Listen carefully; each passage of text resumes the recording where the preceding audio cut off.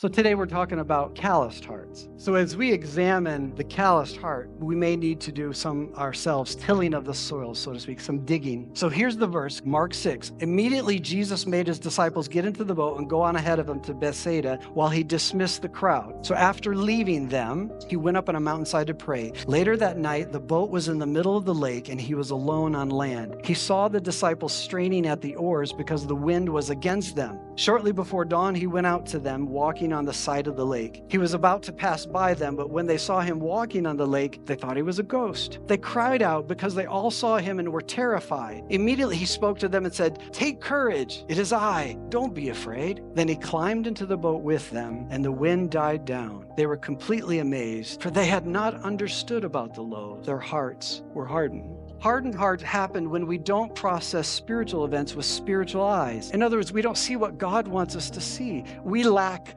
perspective.